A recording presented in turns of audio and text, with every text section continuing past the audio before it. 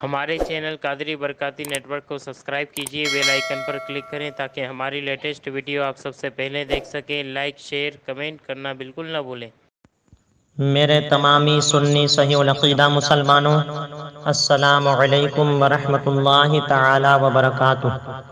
میں نے گزشتہ کل آپ حضرات کے سامنے میت کی جانب سے قربانی اور منت کی قربانی کے گوشت کے سلسلے میں کیا حکم ہے اس کو بیان کیا تھا۔ آئیے اب آگے چلتے ہیں، درود شریف پڑھ لیجئے۔ اللہ رب محمد صلی اللہ علیہ وسلم، نحن عباد محمد صلی اللہ علیہ وسلم۔ فرماتے ہیں اگر قربانی کی کھال کو روپیے کے عوض میں یعنی بدلے میں بیچا، مگر اس لیے نہیں کہ اس کو اپنی ذات پر یا بال بچوں پر صرف کرے گا یعنی خرچ کرے گا، بلکہ اس لیے کہ اسے صدقہ کرے گا تو جائز ہے۔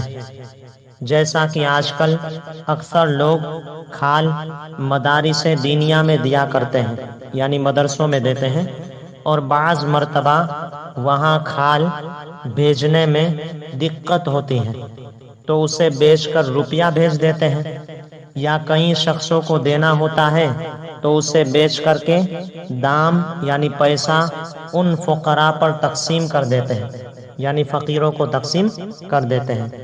تو یہ بیع جائز ہے یعنی یہ بیچنا جائز ہے اور اس میں حرج نہیں۔ اور حدیث پاک میں اس کے بیچنے کی جو ممانعت آئی ہے یعنی منع کیا گیا ہے، اس سے مراد اپنے لیے بیچنا ہے، یعنی اپنے لیے پیسہ خرچ کرنا ہو تو بیچنا ہے، ایسا بیچنا منع ہے۔ لیکن اگر بیچنے کے بعد اس پیسے کو صدقہ کر دے یا مدرسے وغیرہ میں دے دے تو یہ جائز ہے۔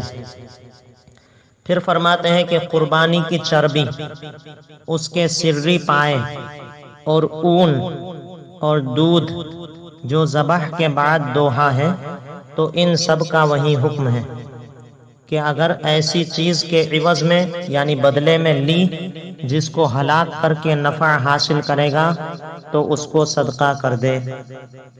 پھر فرماتے ہیں کہ قربانی کا چمڑا یا گوشت یا اس میں کی کوئی چیز قصاب کو یعنی قصائی کو یا ذبح کرنے والے کو اجرت میں نہیں دے سکتا کہ اس کو اجرت میں دینا بھی بیچنے ہی کے معنی میں ہے۔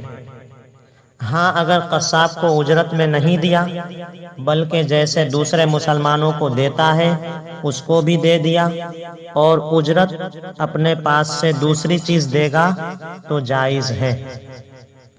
پھر فرماتے ہیں کہ بھیڑ کے کسی جگہ کے بال، بھیڑ گجراتی میں اس کو گھیٹا بھی کہتے ہیں، تو اگر کسی جگہ کے بال نشانی کے لیے کاٹ لیے ہیں تو ان بالوں کو پھینک دینا یا کسی کو ہبہ کر دینا ناجائز ہے، بلکہ اسے صدقہ کر دے۔ بس یہیں پر میں اپنا بیان ختم کرتا ہوں۔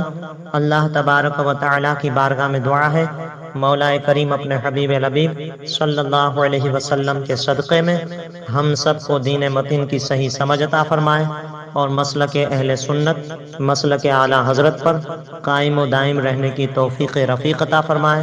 وما علینا الا البلاغ۔ السلام علیکم ورحمۃ اللہ وبرکاتہ۔